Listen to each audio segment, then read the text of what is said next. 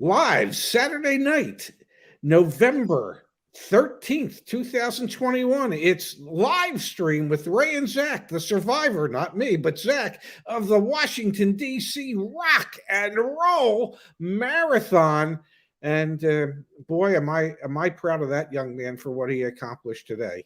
Hell of a job there, handsome, running as far as you ran and as well as you ran. Thank you, Pops. Yeah, I've got a quick photo that I'll share with everyone. Really appreciate you mentioning that. There I am, and there's my sister and her husband now, and that's my medal. So I actually finished it, and that was so freaking hard. That was so terribly difficult this morning, but I had a damn good time, and I'm always excited when I make you proud. And the text messages that you sent me, I'll pull some of them. I mean, they're just. My dad was texting me while I obviously didn't have my phone, but I knew you weren't going to read them while you were running. But do you mind if I read them? I wanted. Well, no, I knew you weren't going to read them while you were running, but I wanted you to know that I was thinking of you while you were running. Yeah. Do you mind if I read them and everyone can know? Yeah. Ours is a pretty public life. Yeah, I was about to say, like, sometimes we joke about, anyway. All right. Wow, you're doing great. Before I went off, it was, I'm rooting for you, handsome. 3 exclamation points. My dad's not a big exclamation point user. Have fun out there today. Much love. Okay. Wow, you are doing great, handsome. What an incredible effort on your part. Keep pushing. I'm really proud of you. That is 7 exclamation points, ladies and gentlemen. I don't know if I can. Anyway, there's 7 exclamation points. There is a great big all caps, yeah, buddy, 3 exclamation points waiting for you at the finish line. I wish I was there to see you finish, but I'm picturing it in my mind's eye. You look great. Yeah, buddy, great job, handsome. You really can do anything that you put your mind to. I couldn't be prouder of you. And it's an honor and a privilege to be your father. I love you. Guys, I freaking melted when I read those. You are the man, Dad. Thank you for supporting me on all of my journeys. It means the world to me. I might be the man, but you're the runner in the family. We'll see how I'm faring tomorrow, Pops. We'll see how I'm faring tomorrow. You could be the crawler tomorrow. Well, we've got an awesome show tonight, Dad. There is the title of tonight's stream is we're going to talk about the adjustments that are being made in the auto industry because the chip shortage is very real and different manufacturers have taken different approaches to getting through it. Before we do, Pops. Yes. Let's do a quick little roll call. Sandy Hicks is in the building.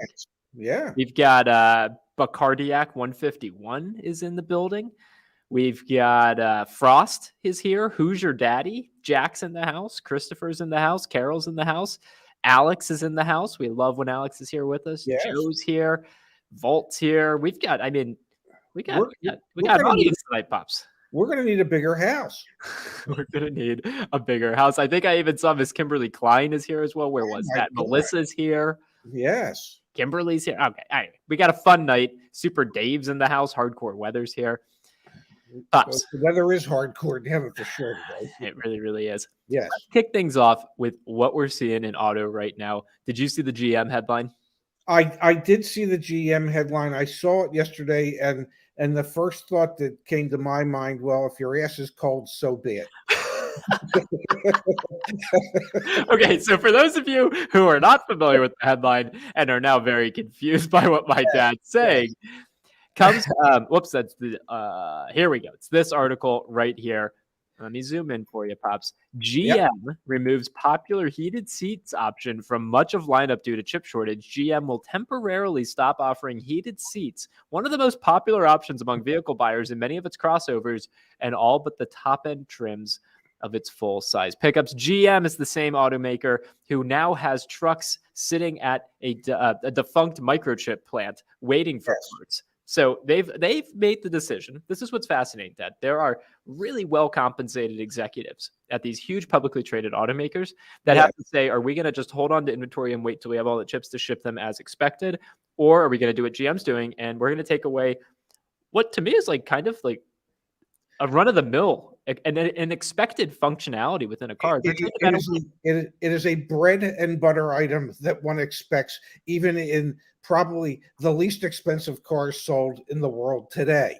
Okay, but I can assure you that those executives that made this decision, well, the vehicles that they're driving, those top-end vehicles that they're driving, they have the heated seats that the heated steering wheels, and just in case it warms up beyond what it should, I'm guessing ventilated seats in their vehicles as well. So that's another thing that's a part of this. There's going to be no ventilated seats in GM products. Let's read through this so that everyone has the full context. General Motors will temporarily stop offering heated seats, one of the most popular options.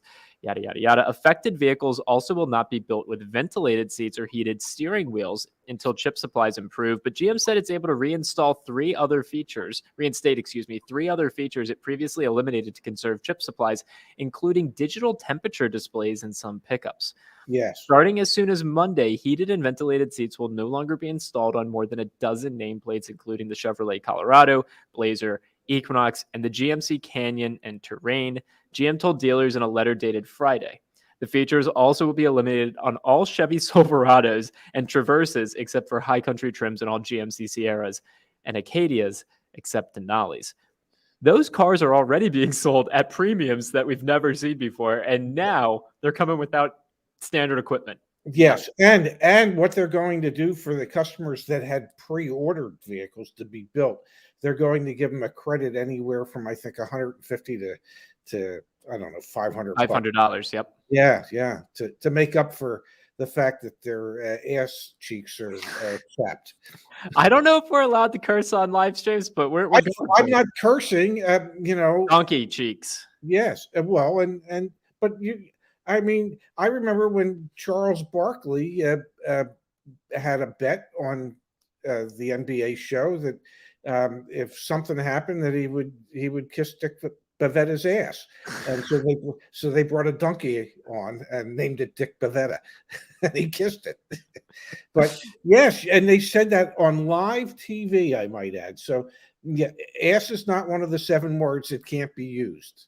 You mean tuchus? Yeah, tuchus pops. The tuchus. Yeah, my tuchus could be cold in the winter and hot in the summer, and there's nothing worse. My Carvana offer, this is from MPEG. My Carvana offer for my Kia Stinger went up another $500 this week. Used car prices are still increasing. Mind blowing. Yes. And the major players are the ones that are keeping those prices, those wholesale prices, sky high. So, Pops, GM is not the only one who's made decisions to say, okay, we're going to take kind of like expected equipment out of vehicles, and we're still going to ship them off to dealerships and sell them. Yes. BMW. Your next car may come without a touchscreen. Yeah. That is hard to imagine. I mean, let's break this down real quick. Okay. Spring for a new $100,000 BMW X7 SUV, and you'll get 3 rows of seats, a luxe interior, and plenty of fancy extras, but it'll come without one of the most basic pieces of tech that's become ubiquitous in new cars, a touchscreen. Now, Pops. Yeah. I know it's not a weekday, but we still got to say it. Really? You gotta be kidding me. And the reason really you got to be kidding me with this is, they're the ones that created the iDrive system with the little thing that you turn so that you can, navigate the screens that they have. Okay. Well, what the hell's that little twirly thing going to do in the future? I mean, this also affects the 3 Series sedan, 4 Series coupe, Grand Coupe, and convertible, and the popular X5, X6, and X7 SUVs. The customers who don't get a touchscreen in their car will receive a $500 credit. Oh my God. GM. Will they throw in a free iPad or something? Possibly. This article also touches on how GM is temporarily scrapping Super Cruise in some of their vehicles, as well as Mitsubishi is limiting availability of blind spot monitoring in some dash screens as a result. And Peugeot has replaced digital gauges with old school analog speedometers. The industry is adapting. They're going to sell you cars with a much higher price with some basic functionality missing.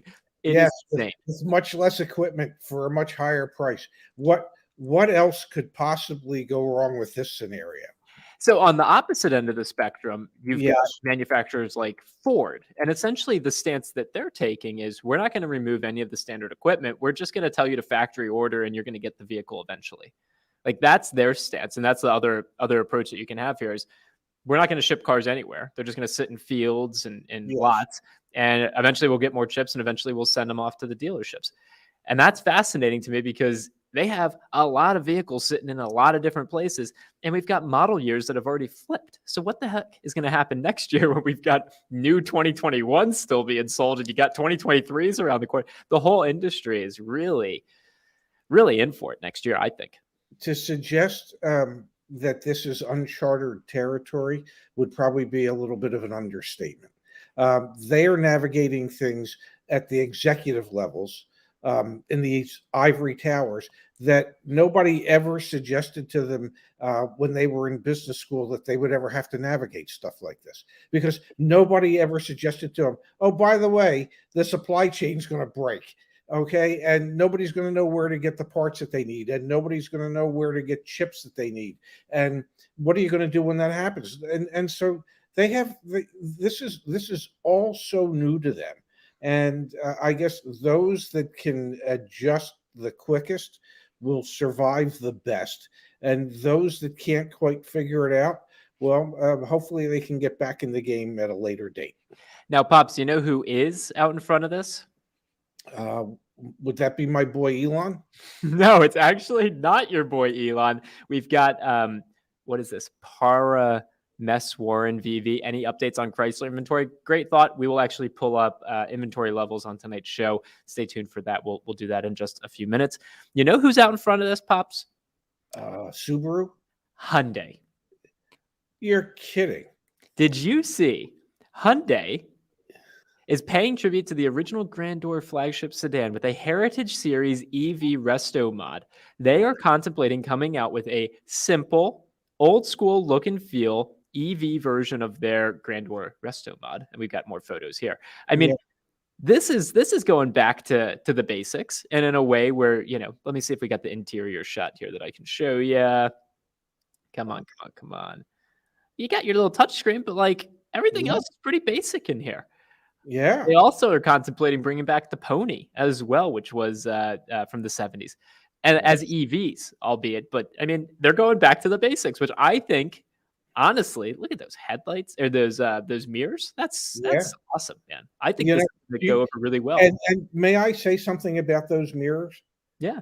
Only Inspector Gadget could drive a car like that and still be able to adjust his mirrors while he was driving, because his arms could keep growing and growing.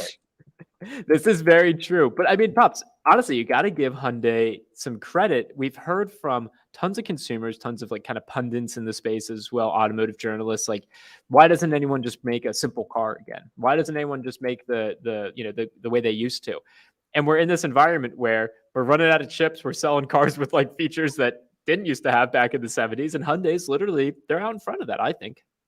Well, there would, as much as the manufacturers might not like to admit it, there would always be a rather sizable market, I believe, for just a good quality basic transportation without all the bells and whistles and all the frills. I mean, I can't even fathom how many people would be thrilled to be able to get their hands on a car, and they would even put up with roll-up windows and maybe a push-button radio and whatever it is. Your brother would love it. Okay, and you know, and if they brought it out at $14,995, you know, under $15,000, could you imagine how something, if it was readily available, how something like that in today's world where everything is so grotesquely overpriced, that people would buy it? You know, but is that called a Nissan Versa, Pops? Well, it is. I guess it is. But you know, but I said it has to be quality. That was the quality. Shots fired. Yeah, I think what's admirable about what Hyundai's doing is the aesthetic piece. Like, people, there's a subset of buyers out there who really identify with that aesthetic. And to the point of like the Versa comment or the Mitsubishi Mirage, we are actually seeing a huge uptick in demand for those types of cars. I don't know if it's so much of this affinity for something simple as much as it is just something that's like attainable.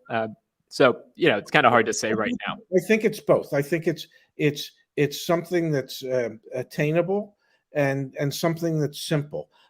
Because I think there's a lot of people out there that have a hard time accepting that we can't build cars like we did in the past. And well, today we really can't, because there's just so many computerized aspects to them where there's so many chips that are needed. But if there was a way to simplify things and to bring it to still be able to make it so that it meets today's safety standards, but yet was simple to own, simple to operate, it isn't going to have production halted because they can't get chips and things like that because it's so basic. I think there would always be a market for that. Now, the problem with it, having said that, is that the manufacturer might agree there would be a market, but there's no margin. And so they would much rather produce those $80,000 pickup trucks than something that might retail for $15,000 that people could use today. There's also a big push with more technology in the vehicle. There's this aspiration, which is really obvious if you follow like the executive hires at the OEM side. They want to figure out how to make the subscription revenues from having to upgrade softwares. And we even saw BMW pitch for a while. You want Apple CarPlay, you got to subscribe to it. So by adding more technology, you actually create the opportunity to increase your lifetime value with the customer. Yeah. Yeah. But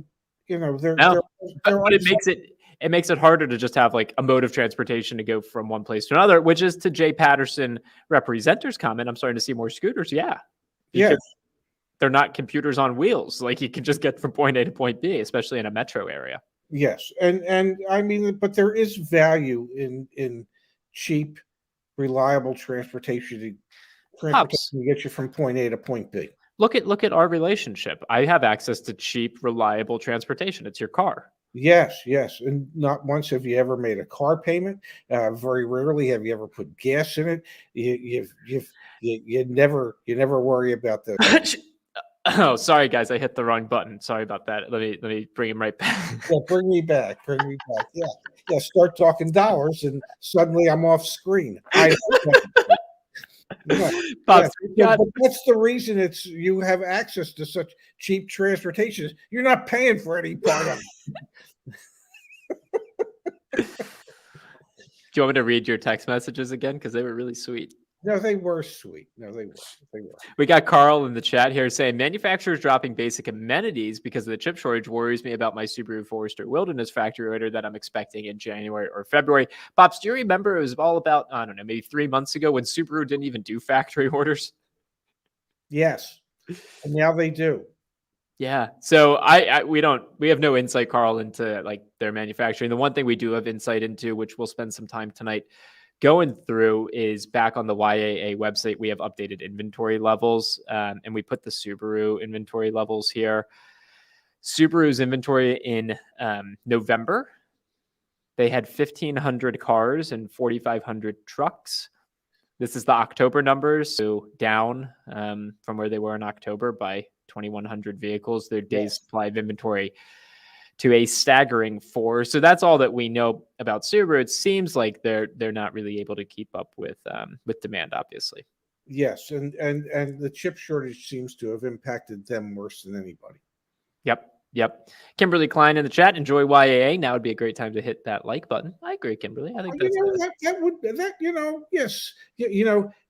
smash that like button, and if you're in the South, mash that like button.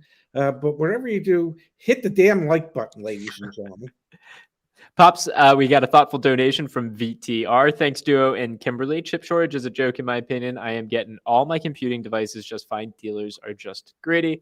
I think there's like, as a sentiment, get where you're coming from, but I think it's bigger than just auto. Like you're trying to remodel your kitchen, Dad, and you're experiencing it. Well, I can tell you that there are any number of, I'm looking at new appliances, and there are any number of appliances that are back ordered because they're smart appliances.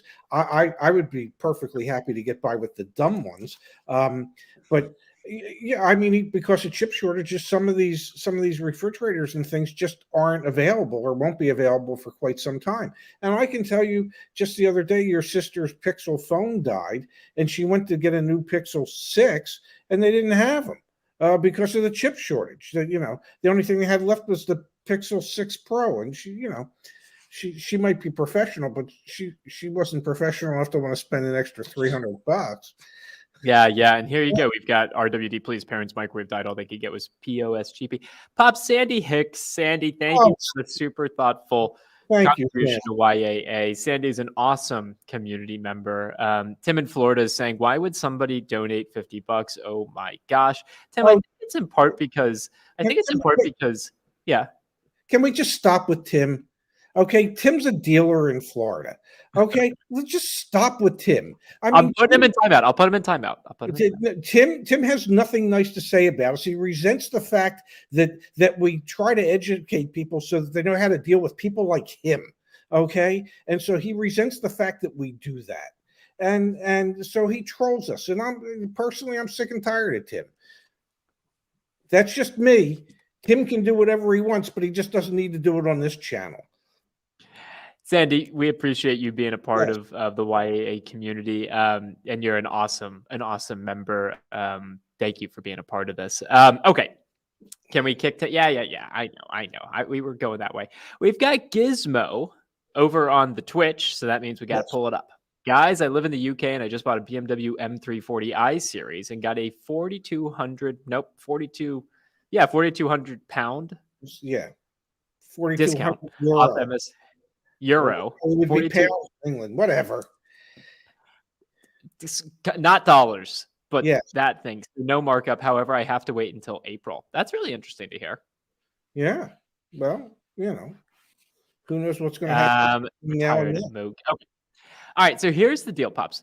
There's one other story worth bringing up tonight about how the industry is adapting and what us as consumers, what we need to be aware of. This comes from our friends up north. Looks like as I zoom in, that doesn't. Okay. It's from Toronto.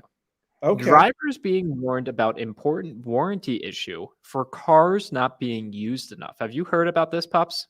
Well, this would be a new one on me. No, please share it with me.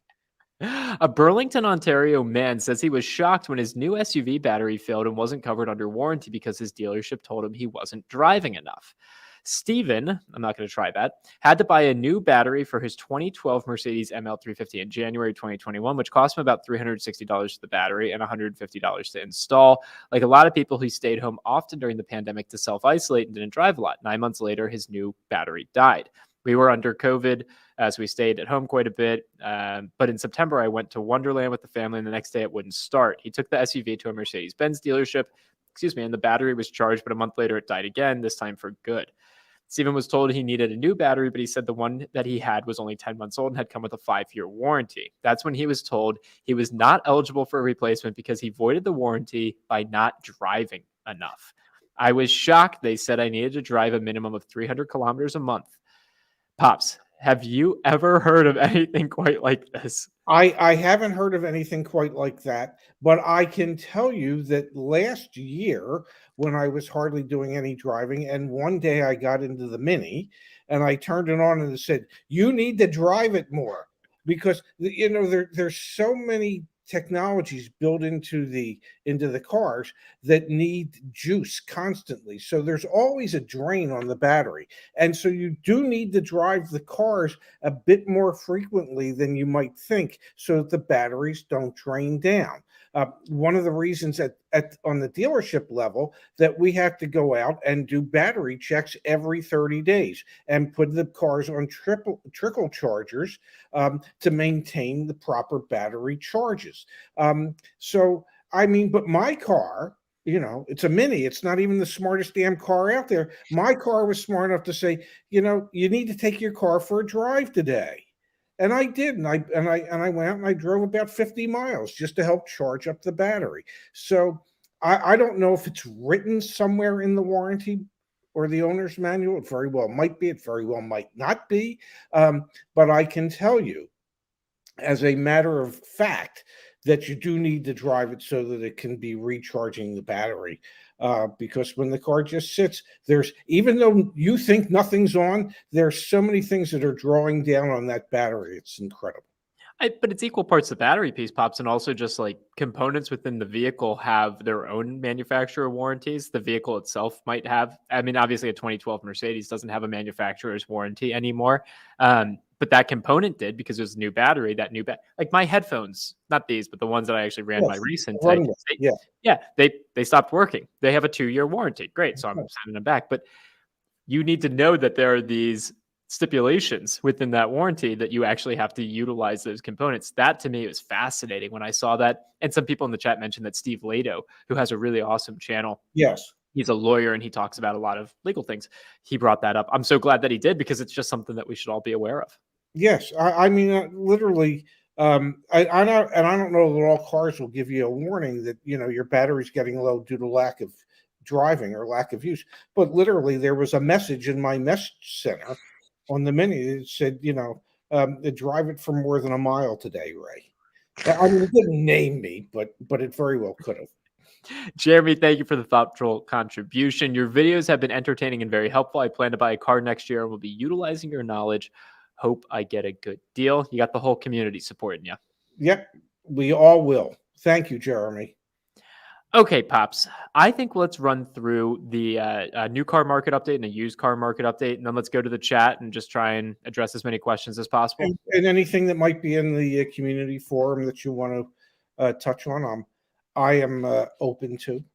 Okay, that sounds good. Let's start with the used car side of things. Actually, no, let's scratch that. We'll start new because new is what implicates used. So back on the website, we have... here, let me actually put it in the chat in case anyone wants to join us on the page. Bear with me. It's going to be Inception for a moment. There you go. So we have all the data. Every time you say that, every time you say Inception, I'm looking for Leonardo DiCaprio. Well, he's not in the building, at least not that I'm he aware was in of. the movie. So, Pops, back here, we've got all the data for the market day supply and the total number of inventory. We also have this Google sheet that you can access. It's publicly available where you can play around with the data as well. So more power to you if you want to come in here and see all the different vehicles, and you can actually sort by inventory change month over month or the market day supply change as well. We have that all back here in the spreadsheet. Let's start with vehicles that have the most inventory right now. And may I say, Zach, before you get too deep into this, we don't have every manufacturer's inventory levels because we can't provide you with their inventory levels if they don't make those levels public. And so I know some of you have asked, well, where's the Jeep levels and things like that.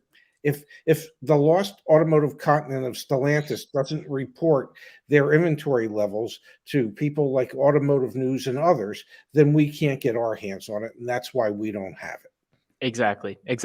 Really fascinating chat comment here from Carol. Here in Quebec, Canada, we are not allowed to sell over MSRP. It's against the law. Okay. We need that here in the States. Be nice. It would be nice. I mean, nobody ever used to pay over MSRP, so this is true. Or nobody even paid MSRP up until a year ago. We had a thoughtful contribution from VTR. It's a super sticker, Dad. Usually those are like some sort of fun, dancey type thing. So you want to hit them with a quick little like. Hey, thank you so much, VTR. Okay, let's go back. Yeah. Oh, wait. We can actually... All right, you ready? Let's do it again. But let me give us like a little...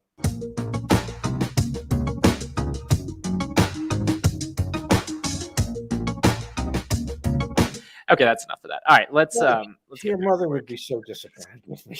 I feel like she'd be really confused, honestly. Yeah. Just like, how did we end up here? Exactly. New cars with the most inventory broken down by days supply. There's a bunch of Fords on here. You've got some that have quite the day's supply of inventory. Let's actually take a quick peek at the least amount of inventory. And again, this is broken down by day supply. And we also have it by total inventory numbers down here as well. Subaru, Hyundai.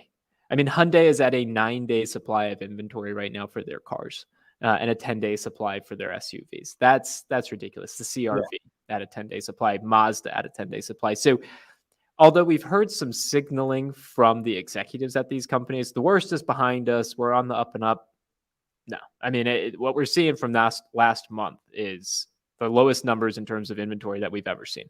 Yes, it has not. Their their comments have not translated into additional inventory on dealers' lots yet. That doesn't mean that they won't. Obviously, production can lag behind spoken word, and in this case, it is. So there's a hope that we will see some positive impact in inventory levels soonish. I mean, Toyota actually did come out. I'll try and find that article here. Actually, let me find it real quick. And Toyota's inventory levels, they were one of the ones that went up quite a bit. Still well below where they would like it to be, but much higher than where everybody had expected it to be. Yeah, so let's take a quick peek here. I mean, yeah, Jason Faulkner says execs are lying trying to keep those stock prices up. Honestly, where that's GM is like the shining example of this. Rivian just went public the other day, Pops, valued at nearly $100 billion. Fascinating because they've delivered, 3 trucks, 5 trucks, 10 trucks? Yes, but they've got, at least 100,000 trucks in the pipeline to one of their major investors, Amazon. And then we've got GM, Mary Barra, saying essentially value us like Tesla when GM is valued as a whole corporation at $75 billion. So it's just insane what's going on. All right, so let's take a quick peek here. We're going to come back. Toyota production back on track in December after chip-related cutbacks. Automaker plants and production lines in Japan are scheduled to operate normally for the first time in 7 months. So maybe it isn't all just smoke and mirrors and comments from executives. Global production will reach 800,000 units in December, up from 760,000 units, which is a great thing and maybe indicative of the industry turning the corner. Although when we look at last month's data, this is the deepest that the chip shortage has impacted supply that we've ever seen. And we still have the state-by-state map as well, which I really encourage everyone to take a peek at as well. We have that back. Just click under resources, go to blog, and everything's right here. You can just view. I think it's under older entries. Let's see here. Yeah, there it is. Which states have the most least inventory? This updates in real time, so you can come here and take a peek. But Pops, that's pretty fascinating that you know how to make that happen.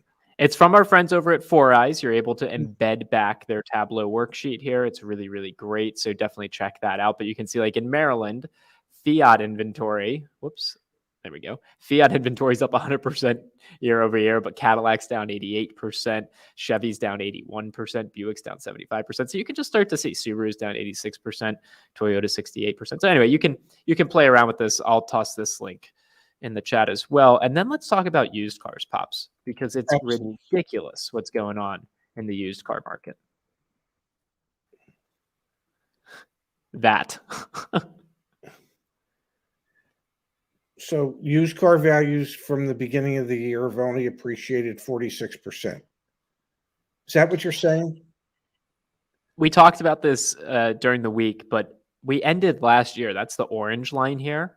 Mm-hmm. We ended last year up 14% from the beginning of last year in terms of wholesale used car prices, and now we're up 46% just this year. That's not transitory. That's a fun word that gets thrown around from time to time nowadays. That's not transitory.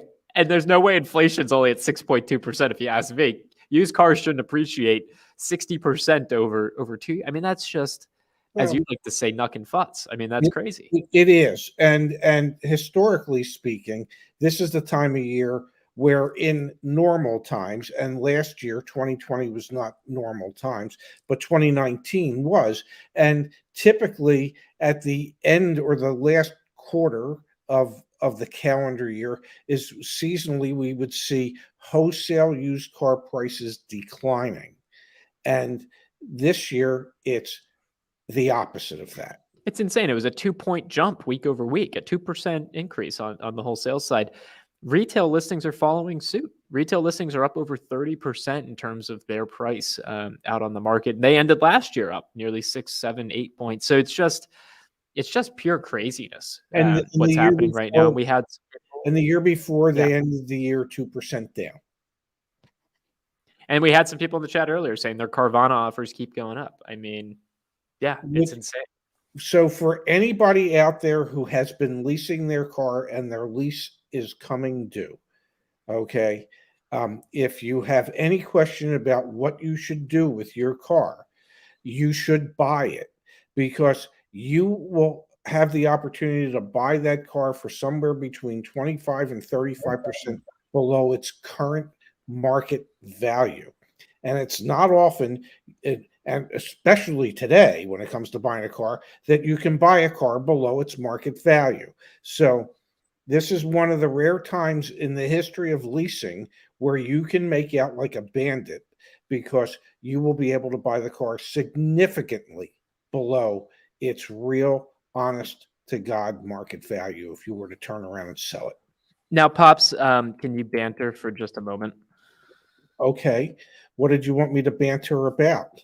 I already Um, spoke about your fine run today, and keep going, keep going. You're doing yeah. great. Keep going. And I was disappointed that I couldn't be there, but I was ever so thankful that your sister and your brother-in-law were there to greet you at the end of the race. And I believe you had some other friends. Okay, we found it. All right, race. that was fantastic. Well done, Pops. All right, Yeah. you talking about lease returns Yes. reminded me of something that we need to talk about right now, which is Okay. back on the community forum. Let me get rid of the email address. There you go. There's a post back on the community forum. It was a gentleman who is returning to the dealership to purchase his leased Yes. vehicle. Let's talk about what the heck is going on here. So it says, "Hi, Zach. I can buy my XT5 at the end of my lease in December for $21,672, which is an excellent price. It's an excellent price for the exact reason you were just mentioning. The residual value was set 3 years ago, and it's the vehicle's now worth 30, 40, 50% more than it was expected to. Yes. The car only has 22,400 miles on it, and it's in excellent condition both in and out. All the scheduled maintenances were done at the dealer. Here's the VIN. But I have a problem with the fees the dealer wants to add to the purchase price. A $789 dealer fee, a $595 safety inspection fee, a $1,200 certification fee, and a $450 license plate fee. Pops, if you are coming off lease right now, this is what you're dealing with if you have to go back to the dealership to buy it. This is egregious and greedy." Yes. You need to find a dealer that's not going to create these new fees. To charge you, so that they can try and get some of the profit out of you buying your own car, your lease that you're allowed to buy for the residual value. They want to still be able to get some profit out of it. So you need to go find a dealer that's not going to do that to you. And you need to also find out if General Motors can sell the car directly to you and circumvent the dealer altogether. And in the state of Florida, you can't. In the state of Florida, you have to go through a dealership. And it's just nuts that then that gives the control and the power in this situation where that's $3,000 in fees to buy a car. To buy your own car. To buy your own car that buy your car from a leasing company that owns it. But to buy a car that contractually, the contract states that you can buy it for X.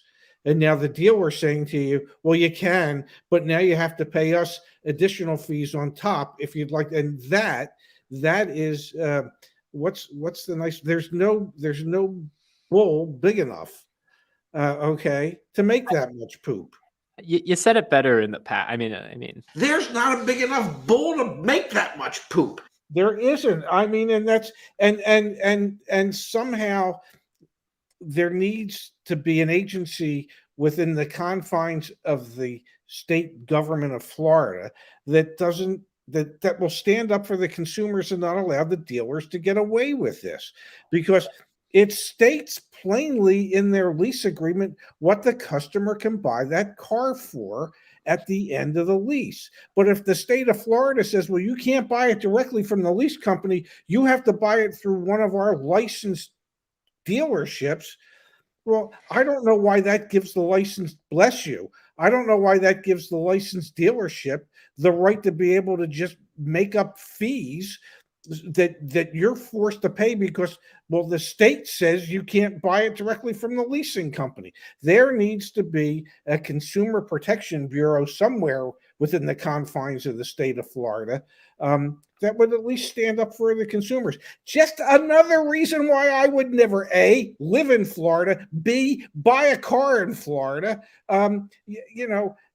I believe you don't have an income tax in Florida, but my God, they figured out other ways to get the money out of you. I don't have any family in Central Florida. I'm not looking for any family in Central Florida. And if I was, it wouldn't have been at that dealership that was charging the $1,995 Central Florida Family and Friends fee. So a couple things here. Todd in the chat is saying, we got a couple good things actually. So I'm going to come back up here. We've got General Motors Jeff in the chat letting us know that GM Financial Canada lets you buy directly from them if you finance in Canada, which is great. And also General Motors Jeff has let us know that at his dealership, we charge nothing for lease buyouts, which is correct. Like you can charge a dock fee. Like that seems about fair in today's market, but not $3,000 and stuff. And then we've got Todd, a PF saying, give the car back, walk away and get something else. No, like that's the big issue right now is if you just turned it in, you're missing out on maybe, I don't know, on that let's actually do this real quick. Yeah. Give me a second. I'm going to run that XT5 back on Black Book. I want to see what it's valued at because then we would know what you're walking away from. Yeah. And believe me, he's walking away from a lot if he were to do that. The residuals are set using old residual values, percentages based on history. And we are at a time and a point in the history where those values mean nothing, except in this particular case, it's an opportunity to put money back in your pocket as the person who leased that vehicle. And it's just wrong that a dealer can just say, well, if you're going to buy it and you have to buy it through a dealer and you're going to buy it through us, you're going to pay us all these bogus fees so we can make some money. And that's wrong. So the private sale value on that 2018 Cadillac XT5 is $31,300 to $35,425. This is relatively low mileage, is on a lease. All the maintenance was done. Let's say it's worth $33,000. Okay. The lease buyout is $21,600. Okay, so that's what, almost $12,000, $11,400. He's supposed to just give that up, just walk away from that? I don't think so. So no, that's bad advice. Don't just give it back and walk away from it and give all that profit to the dealer, because the dealer's not going to sell it at the private party value. They're going to sell it at the retail value, and they're probably going to try and get $37,000, $38,000 for it. 100%. We've got Nima in the chat. Hey, Nima. I'm not with my dad tonight, Nima, so we can't call you, unfortunately. We got to do phone calls when we're together. But if you got any updates from the West Coast, let us know in the chat here, and we'll pull it up on the screen. Nima gave us a call last week, and he let us know, Pops, this was insane. He let us know that wholesalers are buying new cars. Wholesalers that sell at auctions are buying new cars from dealerships and then taking them to the auctions in California and selling them and making a profit at the auctions as used cars, as retitled cars.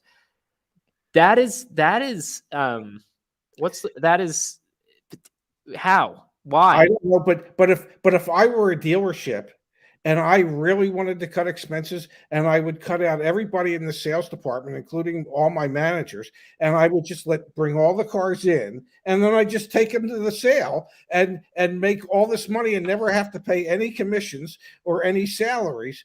Oh my! There's probably a dealer principal out there somewhere going, that's a great idea, Ray. Why don't we just go ahead and do that? So I was having a conversation with someone who's pretty high up in the industry. He's actually I won't get too into the weeds, but he's high up in the industry. Yes. And we were talking about what's going to happen, because we've got a comment here from Soga, who's saying, I'm somewhat concerned car value is going to permanently stay higher now. And we were talking about this, and I'll call him Chip as well, because we call your friend Chip. Yeah. Any friend of the show is Chip. And to be clear, the reason we call Chip is because we used to have him by his real name. We even had him on the show once, and his boss told him, he said, you go back on YAA, and we got issues, which we understood. But anyway, long story short, what he was saying is the future is going to be not having 100 cars on a 100-day supply of cars on a dealership lot. It's going to be 40 or 30, like you've always said, Pops. But what he said that really stood out to me, he said, the first manufacturer that goes back to offering incentives, then it's a race to the bottom all over again. And so I'm also somewhat concerned that car values are going to be to be higher. It won't be permanent, because what's going to happen is once new car production has the capacity to ramp back up, the first OEM that starts offering aggressive incentives to try and capture market share, it's going to do the race to the bottom all over again. The race to the bottom that you experienced and lived for, I don't know, most of the years you were in the dealership, where you just sell cars because you're incentivized to move metal and have the volume. And the reason that will happen is because everyone likes the sexy numbers. Everyone wants to see growth year over year. Everyone wants to see more cars being sold. So I do actually think that this is transitory, but it's going to be for like probably at least another 18 months would be my guess. Your guess is as good as mine. But yeah, I agree with you. All it's going to take is, I'll give you the perfect example. 9/11 happened. Okay. And in the Phoenix marketplace, all the dealerships were open on Sundays. It's just the way it always was. And the dealers started thinking, you know what? There's not enough time in people's lives. Maybe we should close on Sundays. So all the dealers in the Phoenix metro area got together and they agreed to close on Sundays. And then the first Sunday that everybody was closed, there was a Chevy dealer that decided, the hell with it, we're staying open. Well, the other Chevy dealers were thinking, well, they're stealing business from us because we're closed. I thought the agreement was we're all going to be closed. Well, it only took one to go, now the hell with that. They opened up, and within 2 weeks, every dealer was back to being open on Sundays. So literally, the same will happen with the manufacturers. It's only going to take one manufacturer to offer one crazy incentive to buy a car, get a check, whatever it is, and then everybody will be back on the bandwagon. So, but it will take time. What's really actually most frustrating about this is buying a car is one of the only things you negotiate in the United States. It really is. I mean, the reason our whole YouTube channel exists is because the initial, idea for YA was my dad was going to teach you everything about what works in the car dealership so you can be armed and informed and have a better chance of negotiating a fair deal. Yes. And one of the outcomes that we could have had from this is that we actually moved to a one price system. Because if you think about it, there's just not enough supply to meet the demand. Just the price is the price. Sell it at MSRP. And what we've seen instead is some of the most egregious and unethical behavior that I knew when I started working on this with you, Pops, that I was going to learn and see some things that maybe kind of like say, okay, that's not how I would have done it. But I get it. They're just trying to make as much money as possible. They don't play the long game. They play the short game. Pops, some of the stuff that we've seen, especially, and I know we've talked about it all this week, but we're going to talk about it again. We've got a dealership that sold Roger R., a Toyota 4Runner, got him into 5.9% financing, which still, even with Roger R's thinking that, okay, I'll refinance out of that, they told him he had to stick with it for 6 months. He could then refinance down to his 2.5%. He got a major discount, thousands of dollars off by taking their financing through Toyota Financial. They had Roger actually sign a side agreement, a discount refund agreement that essentially stipulated that if you try and close out this loan by either paying it off or getting it refinanced, you're going to owe us back the chargeback, which ultimately ended up coming out to, I think he put it here in the thread, he would have owed them like $8,000. And in Roger's, that's the finance charge he'd have to pay if he keeps the loan the whole time. Thank you. It was a couple $1,000s that he would owe them. Yes. And what happened to poor Roger is that with his 4Runner, there was a suspension issue or a differential issue. He drove the car 2 days out of the first 15 days that he owned it. So he's thinking to himself, all right, I just want to get out of this car. Used car prices are through the roof. Dealers in California, wholesalers in California are buying new cars and selling them at auction for a profit. I'll do the same thing. I'm offloading this. I don't want it anymore. Oh, wait, I signed a side agreement that says I have to pay back the charge back to the dealership. Pops, you've been doing this for 40 years. Kimberly's here in the chat. This is like a new level. This is a new level of unfair behavior for the consumer. And it could have been the transition to one price selling where the price is the price and everything's the same. Just it's MSRP, no gimmicks. But it's not. And you have heard me say in the past that the manufacturers keep tabs on every car that's sold. They know how much each car sold for, because they have access to the dealer's books. So they know what the average profits are on every model that's sold. And I've always thought that perhaps, since they have all this information, they could just price the vehicles at what the average transaction prices are. And there would be no negotiation, and everybody would sell them for the same. And you wouldn't be allowed to add an additional dealer markup. You could add dealer installed accessories if you wanted to, okay, if you thought that was in your best interest. Although might be in your short-term best interest, it wouldn't necessarily be in your long-term best interest, because your customers would realize that you forced them to buy things they didn't want.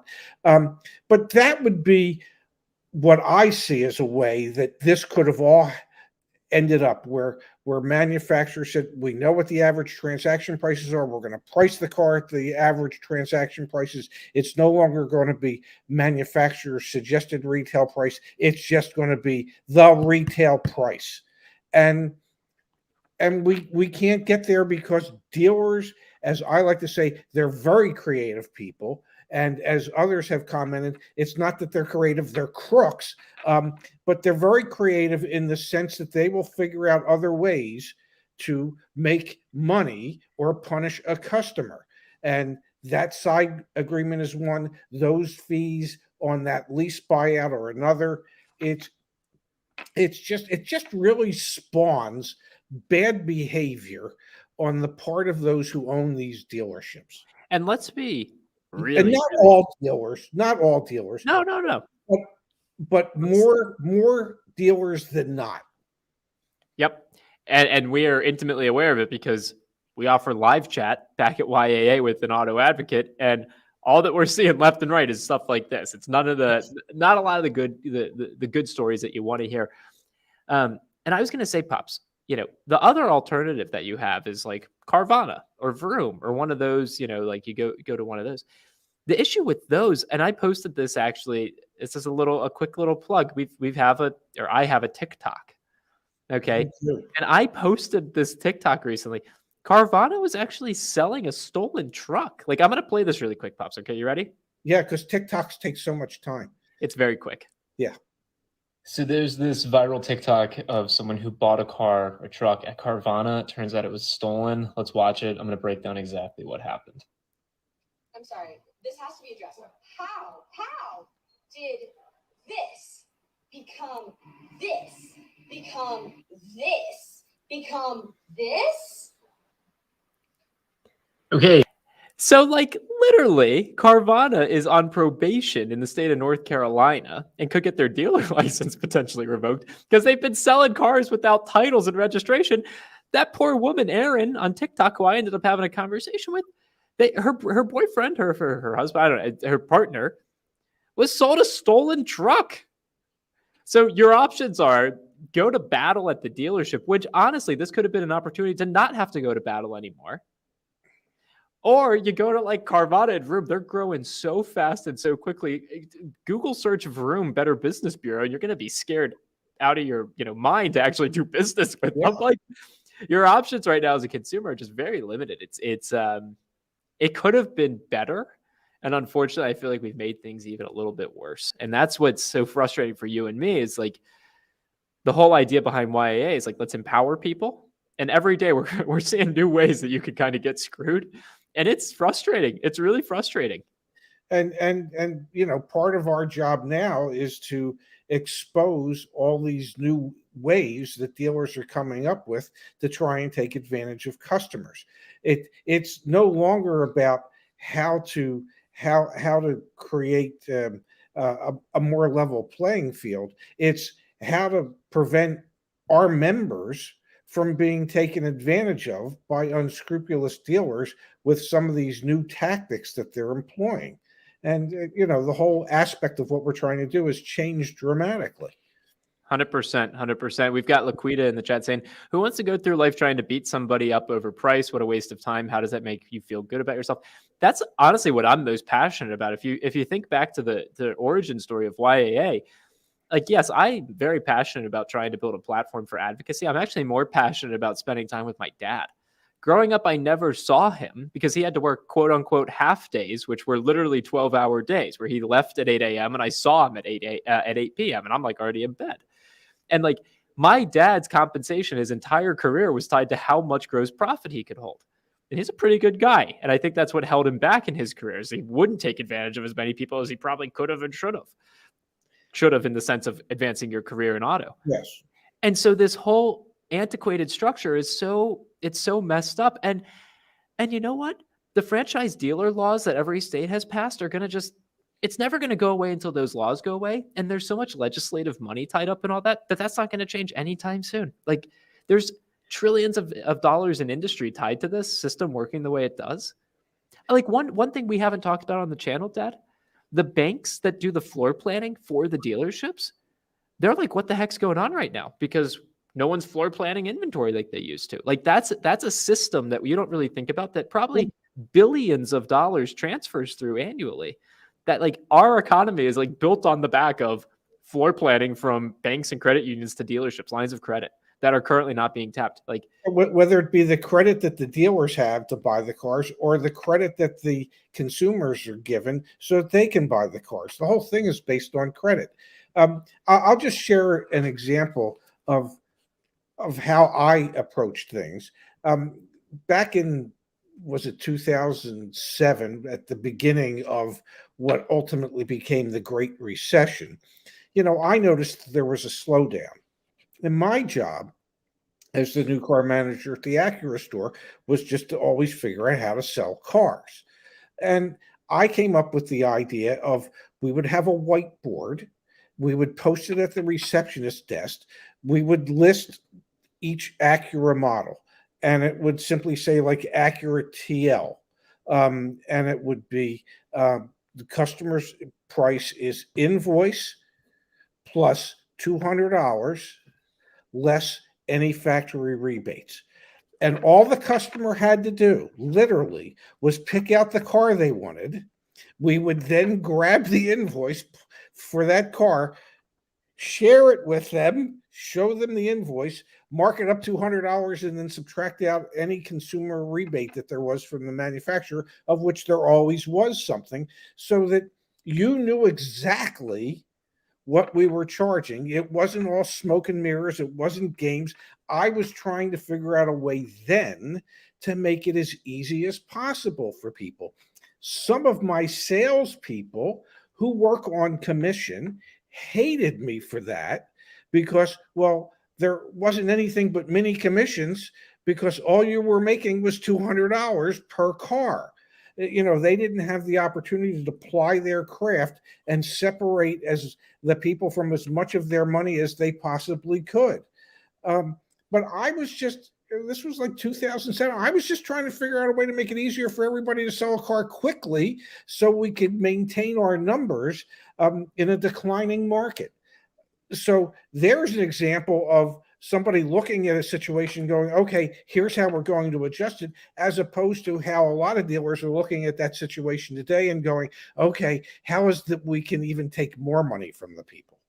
Yeah, it's truly nuts the way that the industry is evolving in front of us. If you're just joining us, we'll kind of run it back. We're here at the hour. We'll run it back from the top, give you a quick overview. But first, Ravon is cool. Thank you for the thoughtful contribution. Good evening to you as well. So let's run it back from the top. And here's a great comment. Dealers have to make profits too. That's from Jordan Bressler. I just want to throw one thing out there. I think this is all about me for a second. Yeah. I think I am so uniquely positioned to try and move this industry forward because I was raised on the fact that dealerships make profit. Like I get it. But I think of this a little bit, Dad, like you sold cars before there were Monroney labels. That's a window sticker. Yeah. Okay. They didn't used to be on trucks when my dad started. There was no window sticker. Yes. Pops, when you sold a truck to someone way back when there was no window sticker, could you make a heck of a lot more money? Yeah, because you could, depending on their level of excitement, that would determine what the asking price was. Cool. Got it. And the reason we came up with window stickers is because after a customer realized they got hosed, they were probably never going back to that dealership again. All right. Example number 1. Example number 2. Pops, you sold cars before there were Carfaxes. Yes. And I bet you there were a lot of people in your industry that hated Carfax, because why would someone need to know the history of the vehicle? If there's an issue, then we can't sell it for as much money, right? Correct. Jordan's saying profit margins are thin. Hear me out, Jordan.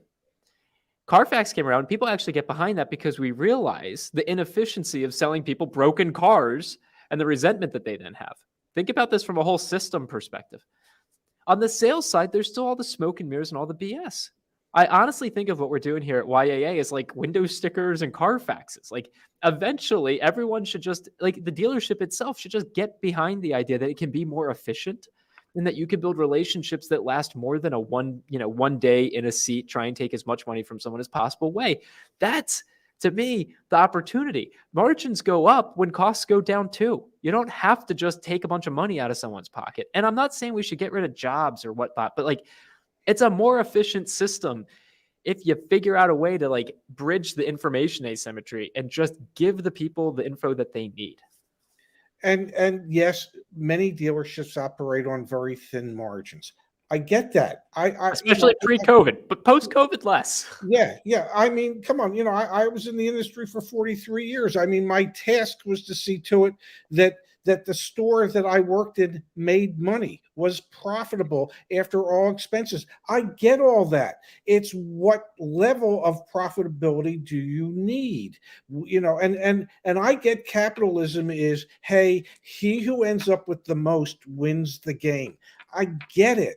And and there are any number of people that subscribe to that and live by that. And I'm just saying, it doesn't have to be, why can't you just get to the end of the game and you have more money than when you started and be happy with that? We got a comment here from Scott. That's like the CarMax model. I was talking to someone, a mutual friend of me and my dad, who is very well connected in the CarMax organization. And we were talking about their business model. Try and get a loan from CarMax and like compare it to the loan that you would get through the dealership. The loan is going to be way more higher interest rate at CarMax, and people still take them because they trust it more, because it's a better experience. So like when we talk about like making money and fairness, like you can actually make more money if people like you. Honestly, we sell extended warranties. We make $500. Take that, Tim, in Florida. And you know what? We've sold 300 of them because people like knowing the truth. Like, This stuff is not rocket science. It's not even brain surgery. It's merely brain massage. It's crazy, man. It's crazy. Yeah. We've got a thoughtful donation contribution here from Moon River. Bought a 2020 Corolla new at $20,200. Sold to Carvana for $23,494. Then a 2021 Camry Hybrid for $32,700. Just sold to Carvana for $34,000. Appreciating assets. Pops, we gotta buy a car, man. What are we doing? Well, I don't know. There's people that want to see us buy a car.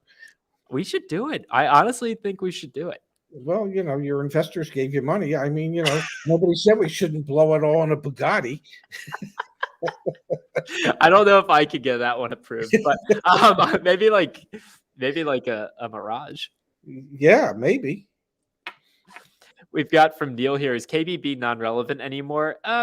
Yeah, in the sense that just get the quotes from Carvana and Vroom, and those carry more weight. Especially, I mean, that's what people used to do with CarMax back in the day, but you can do it all online now. So it carries.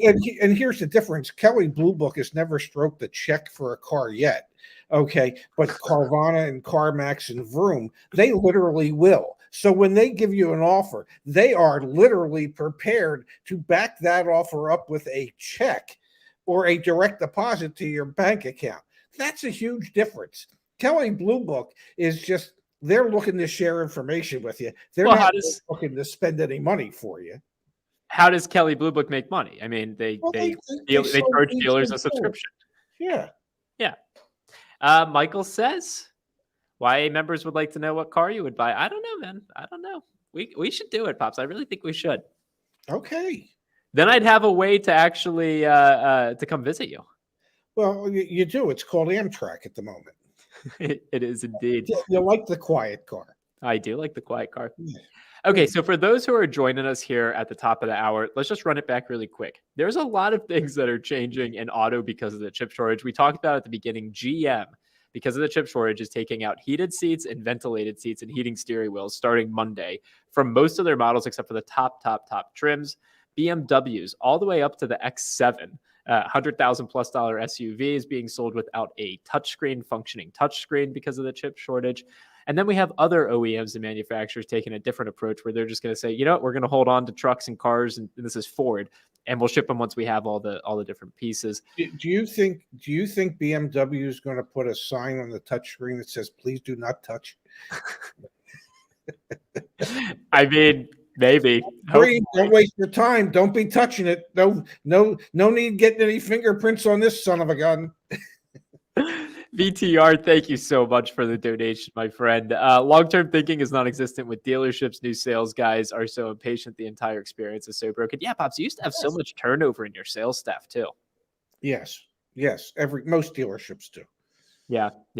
And so you want to throw around the word transitory. You throw that word around when it comes to your sales staff. Actually, I actually really remember that. Before I started working on YAA with my dad, he snuck me into a couple training meetings essentially at the dealership. I mean, he didn't sneak me in. He asked for approval and I was able to join him.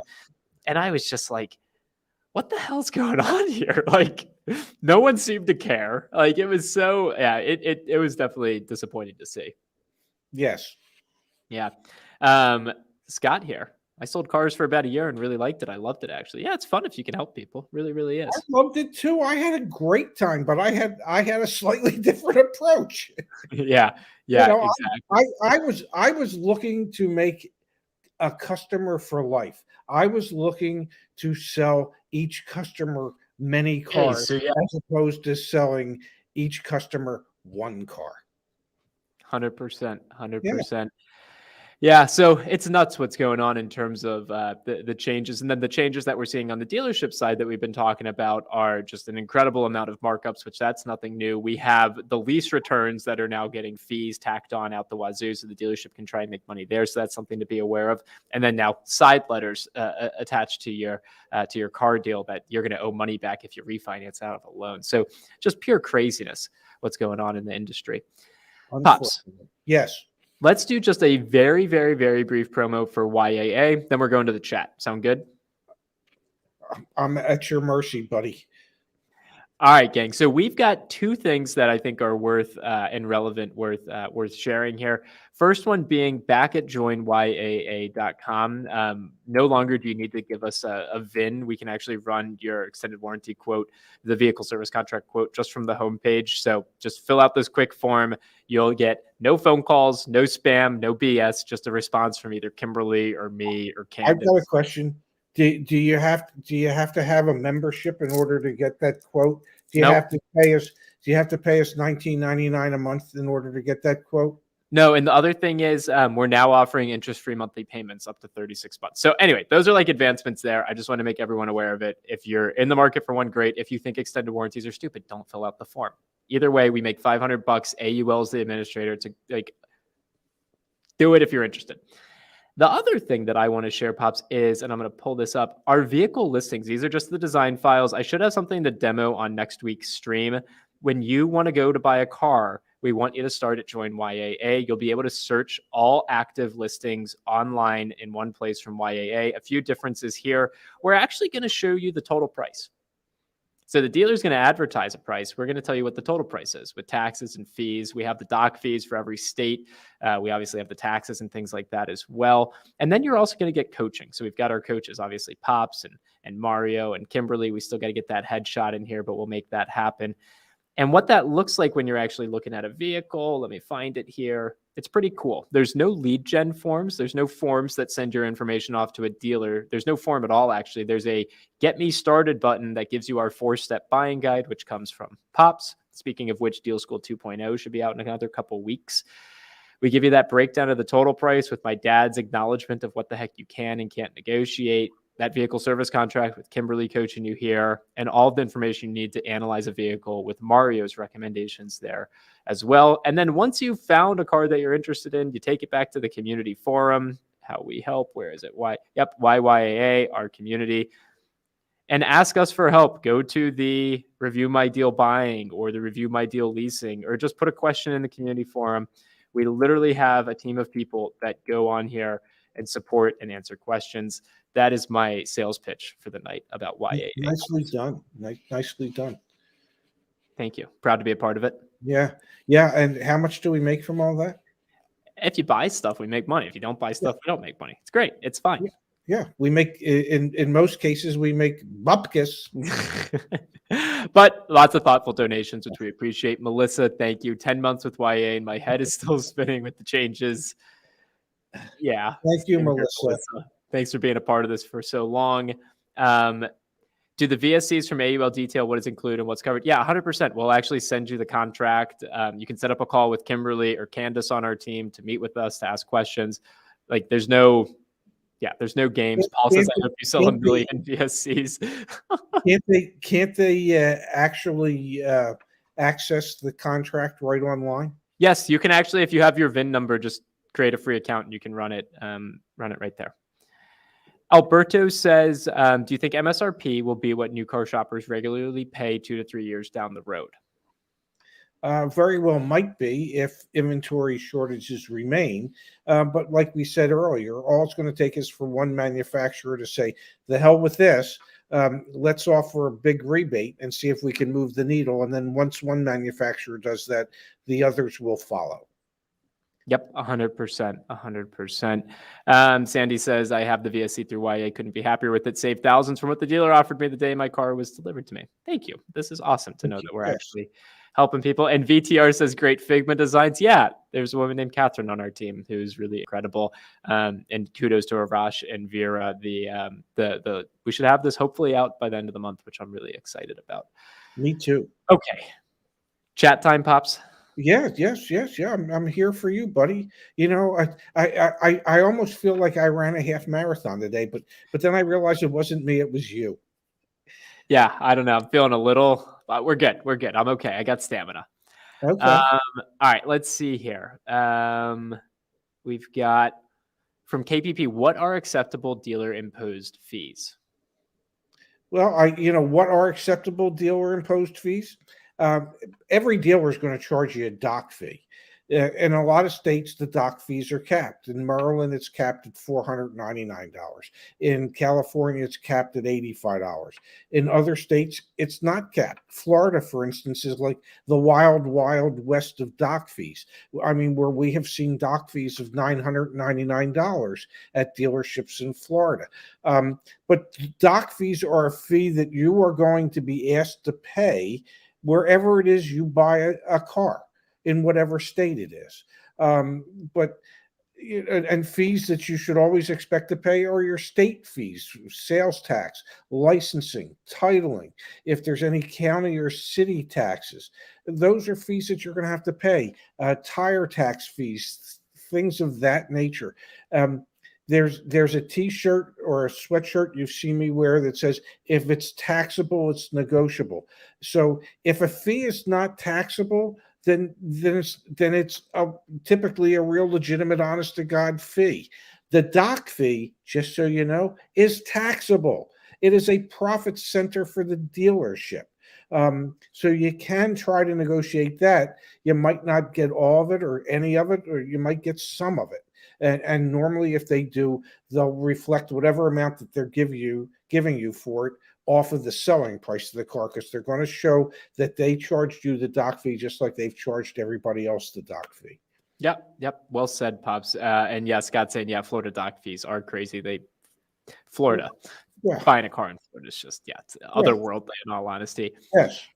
BW wants to know, do you think YA will ever add auto insurance part of the site? Possibly. There's a huge regulatory hurdle there, but maybe someday. We're going to stay really focused on the vehicle listings so that if you start your shopping process somewhere, it's with us, and on the vehicle service contract, the extended warranty.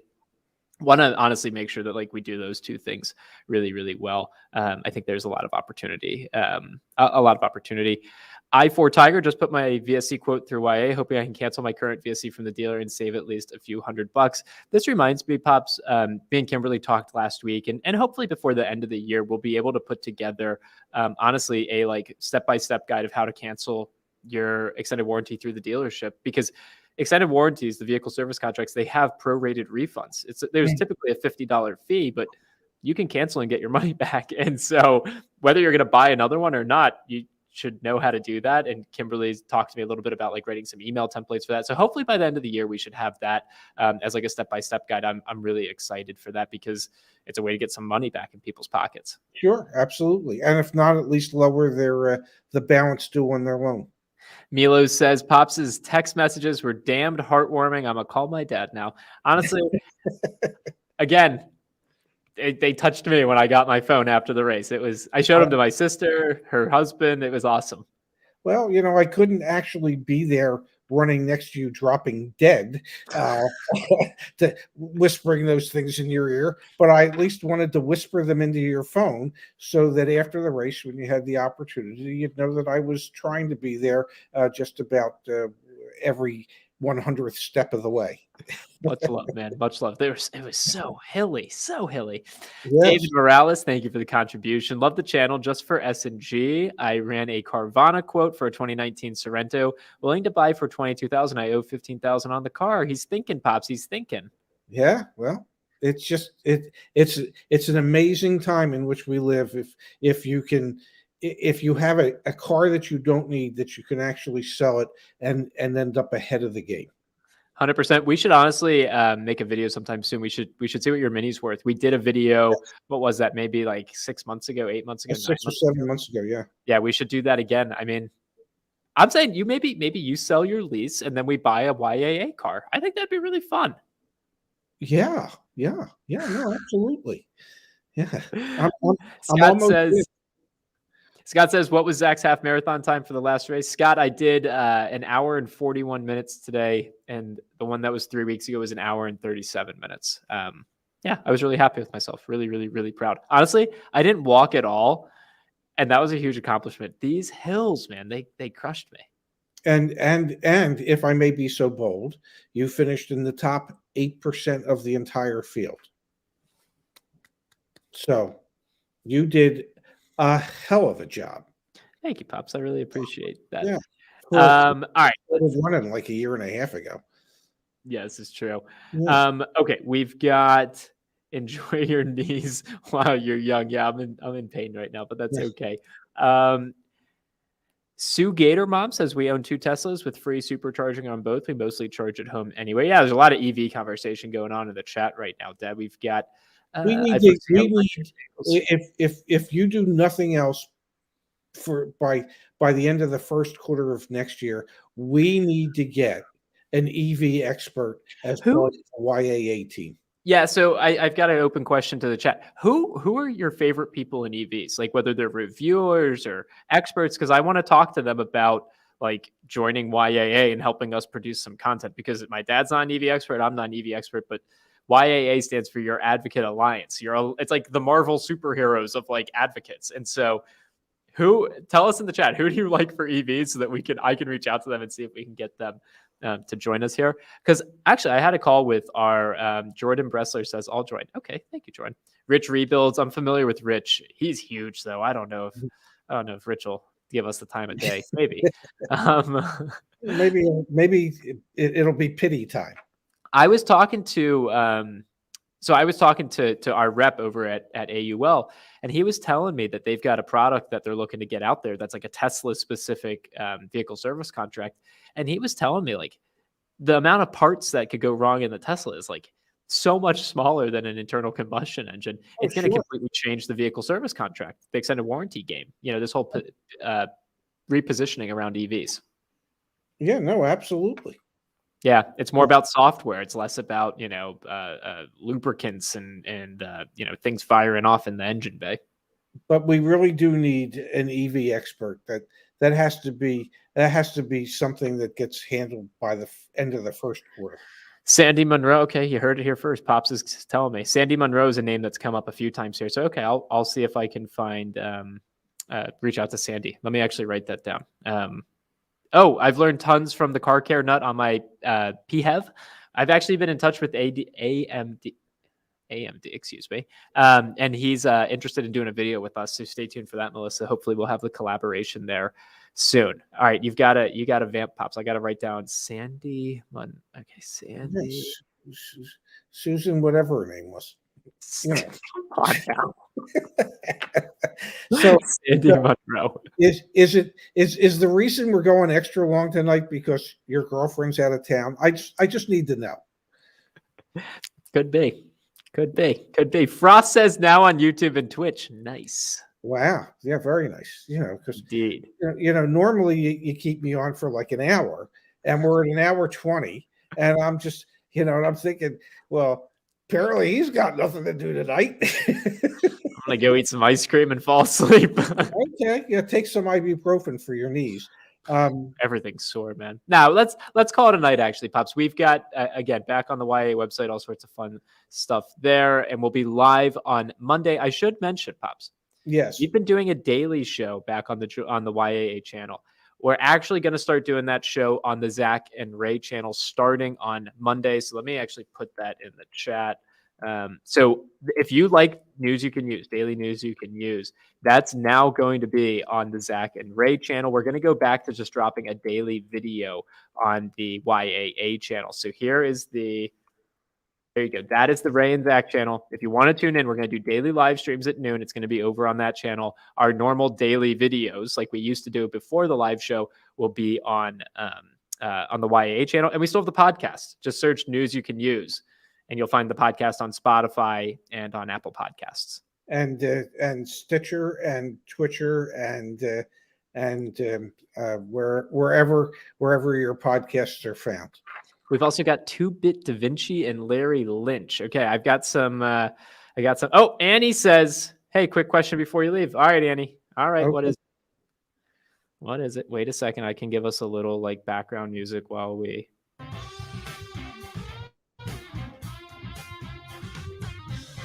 Yeah, what's the question before we leave? I'm waiting for Sandy. I'm waiting for. So if I'm understanding this correctly, and you can correct me if I'm wrong. So we're going to do the daily show, and that's going to be on the Ray and Zack channel, and that's still going to be noon Eastern, 9 West, right? Monday through Friday, and then we're also going to drop nuggets, our typical what we used to do videos for YAA. So you're working me more. Is that right here? Yeah. Okay. Just wanted to make sure. I set up the 401k. I signed all the paperwork today. We do a 3% contribution. So you got that little pay raise. Yeah. I'm not looking for a 401k, but yeah, I'm contributing 0 to it. But it's nice to know that 3% out of that you'll be putting in 3% every 2 weeks for me. So thank you. Annie wants to know, is there a law to stop selling over MSRP in North Carolina? No, but we learned tonight that there is in Quebec, Ontario. Quebec, is Quebec in Ontario? Is Quebec? Yes. Is it? But it wasn't, were they in Quebec? But anyway, MSRP. Quebec province. Quebec is in Quebec province. Yeah. So anyway, MSRP stands for Manufacturer Suggested Retail Price. And the market determines what the actual selling price would be. And in the past, it was usually well below the manufacturer's suggested retail price. But if the market will pay more than that, then dealers can charge more than that. So my suspicion would be that in North Carolina, it would not violate any of the North Carolinian laws in regards to selling above MSRP.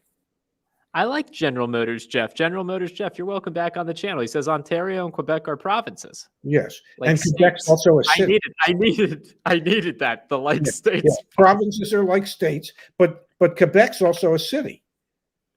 Yeah.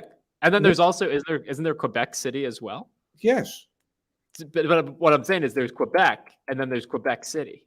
Yeah, there's a province and there's a city within that. No, but I think there's another city that's also called Quebec. Yes, there's a city. Yeah, Quebec. There's two Quebecs. There's a province, Well, and there's 3 Quebecs. There's not. Stop it. You're sounding like General Motors Jeff is saying there's 2 New Yorks. No, there's one New York. It just happens to be in New York, New York. Yes. And you just said stop. Okay, all right, we're done. Thank you, Pops. I love you. I love can't wait you to watch too. football tomorrow and text with you, okay? What was that? I didn't hear you. I'll watch football tomorrow and text with you. Oh, you know where I'll be. I love you, man. Thanks so much. I love you too. Have a good night, handsome, and get a good night's rest. Yes, thanks. Bye. Bye.